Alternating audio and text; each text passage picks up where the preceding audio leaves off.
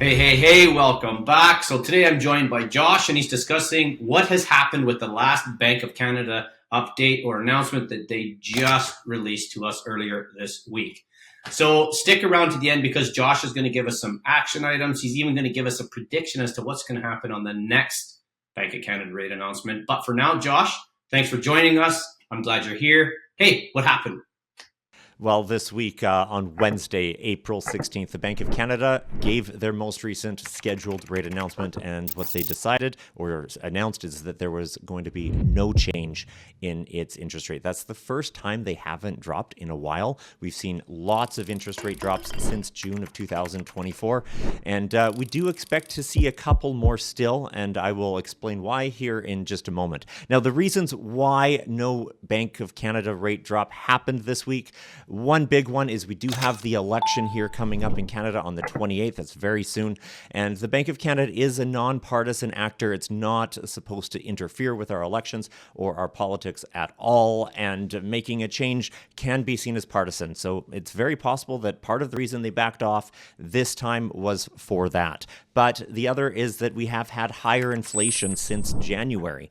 In January, inflation dipped as low as 1.8%, which is amazing. It jumped back up in February and then did come down a little bit again in March. Part of the reason it dropped is lower fuel prices. Also, the GST vacation ended, and that is part of what pushed it up. So, it all balances out in the end, but inflation isn't quite where it needs to be, and unemployment is up. We have tensions with the United States. So there are lots of reasons for the Bank of Canada to do further rate drops here over the next little while.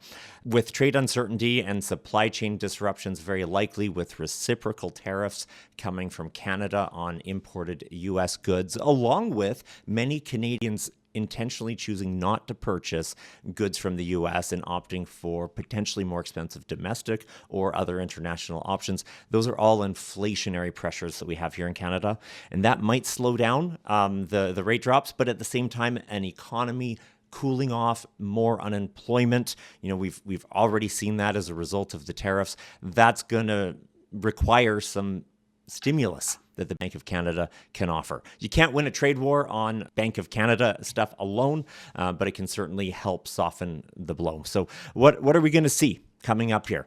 We have a few more rate announcements coming up. The next one is June 4th. And almost for sure, we're going to see a 0.25% rate drop. That would bring the Bank of Canada rate down to 2.5%. And our prime rate would be down to 4.7%. And then likely we're going to see a rate drop again, probably on September 4th, maybe on October 23rd. Those are likely the last two rate drops we're going to have in the cycle. And that would bring us actually, Jay, only 0.5% higher than where the interest rates were right before COVID hit. So it almost brings us back to the 2019 numbers. As far as mortgage rates, if the bond yields start to go down as a response to the trade war, we might be seeing a little bit more downward movement on fixed interest rates as well. And so really what we're going to see here probably is rates settle in somewhere around that 3.5% to 3.75% range over the coming months. Fantastic, Josh. Thanks for that update. Very useful. We're going to keep our eye on the June projection, as well as I guess we have a few things we can look at in between now and then. Help us decide as we're buying here what type of mortgage product we should take. As always, your comments, liking, and subscribing helps us grow the channel. So please do if you like our content. Otherwise, we will see you next week. Thank you once again for joining us. Thanks, everybody. See you soon.